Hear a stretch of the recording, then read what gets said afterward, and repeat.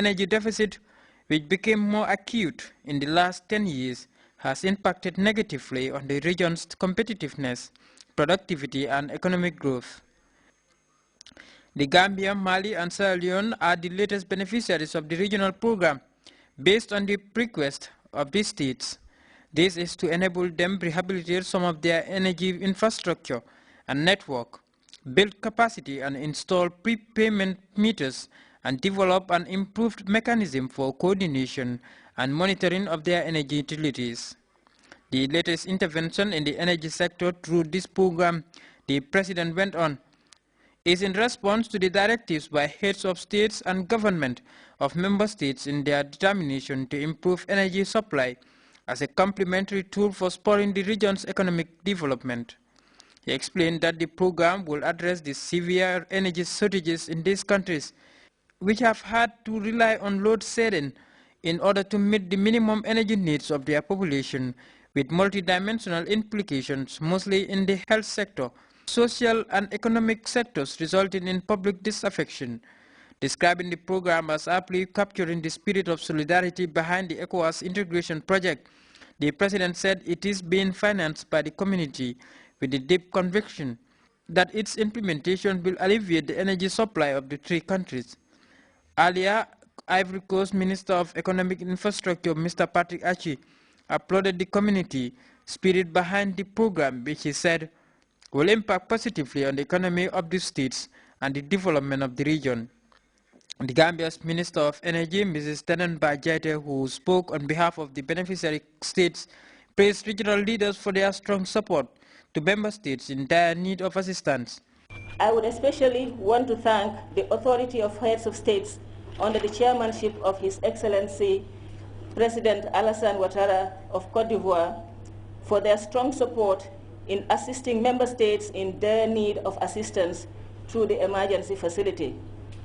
Your Excellency, let me assure you that as soon as we get back to our various capitals, we shall quickly work on conditions precedent for forced disbursement in order to kickstart implementation. The funds that have been approved and signed today are urgently required to help stabilize the precarious situations which we have been grappling with at our various energy sectors. We shall therefore ensure that the mechanisms put in place for the judicious utilization of the funds for the desired outcomes are followed to the letter. She said the funds to be disbursed are urgently required to help stabilize the precarious situations which these countries have been grappling with, particularly the energy sectors. Mali will receive $54.32 million, with the Gambia getting $31.9 million, while Sierra Leone will receive $21.8 million of the grants to be disbursed in 2 tranches over 12 months. For Grts News, this is Babukar Senghor. Makasutu Culture Forest Park has added a new delight in its wide-ranging tourist attractions. The eco-tourist camp has now built a culture center tower at base camp in the forest park. This development comes at a time visitors are coming in their droves to enjoy the good the Smiling Coast offers. Louis Mendy has more on that story in this report. Purposely built for ecotourists and other leisure visitors, the international award-winning Makasutu Forest Park has added a tremendous addition to its buoyant cultural park to enable tourists have a memorable stay and have good value for their money spent. This stunning tower erected at the mouth of a mangrove-clothed area offers a unique scenery overlooking the forest and surrounding communities. Located just at the heart of the eco-tourist base camp, it is the perfect place to be for tourists and visitors looking for the ideal home to relax and enjoy a day out in an ideal natural environment. Now visitors can now enjoy a guided forest tour, a canoe ride, a culture show, and lunch, but with the added attraction of these facilities at no extra cost. A place rich in culture,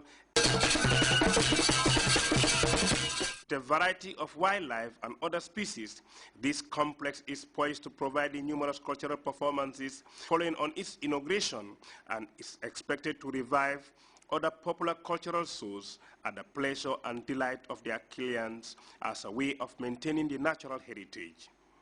Well, we're hoping that more people will come here now. They can come, they can relax, there's sunbeds here, they can come and use the pool, they can come and, like I say, go up the tower and see the nice views.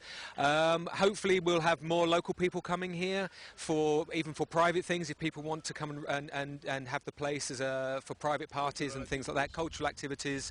This cultural center at a snapshot has a sensational outlook at the desire of any visiting tourist and has a fine location for activities like bird watching and other tourist attractions.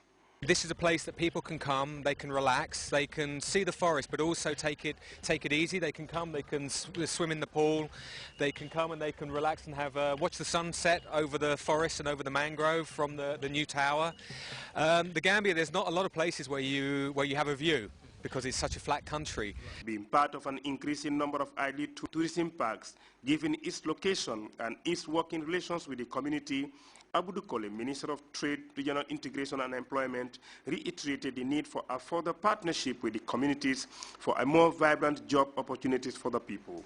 So you are within a community, you work within communities, so we encourage you to continue that partnership with the locals to ensure that tourism also benefits the local people who see tourists come in and out and wonder what is going around. So, but getting involved, getting them to know what is happening, benefit from the fruits of tourism will go a long way in strengthening the ecotourism and tourism in general. To some of the visiting tourists whose arrival coincided with the inauguration of the center, standing on top of the complex and having a look at the horizon could be the wow factor one could experience in a long time. Yes, very much so. This is our first visit to the country, and it's proving to be a very pleasant experience, and we're going to look forward to coming back and spending more time in this particular area. Located at the tributary of the River Gambia called Medina Bolong, the advantage of easier accessibility to the river and wildlife, the park could from now thrive on par with many other ecotourism attractions in the world, as it provides quality services accompanied with a smile. Louis Mendy, Grts. Averting a civil war and seeking colossal sum of money to help displaced Syrians. When we come back, we look at how the international community is working towards dousing the flames in Juba. At the same time, raise more money for millions of refugees in dire need of food and shelter elsewhere.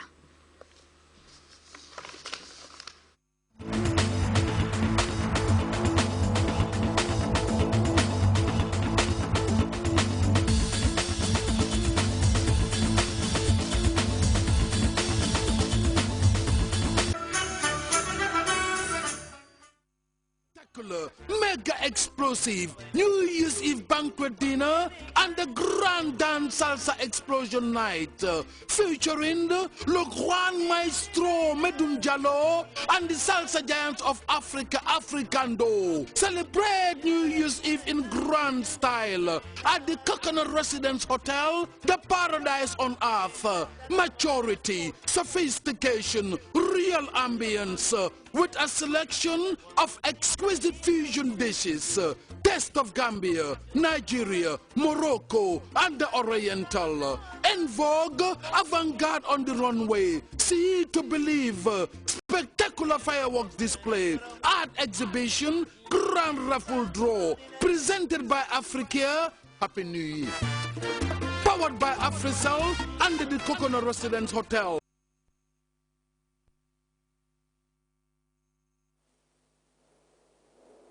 Following reports of an abortive coup is sending mixed signals in South Sudan. The international community is urging both sides in the conflict to stop the fighting and give peace a chance. As we hear in this report, diplomatic moves to avert a civil war are in pipeline and will likely top the agenda when envoys from United States and Nigeria descend on Juba to meet the authorities this Sunday. Hundreds of government troops were singing as they arrived in Jonglei State in South Sudan to clear out the rebels.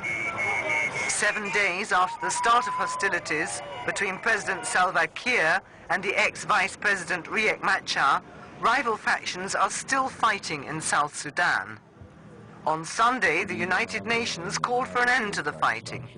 I demand that all political, military and militia leaders stop hostilities and end the violence against the civilians. It is important that these young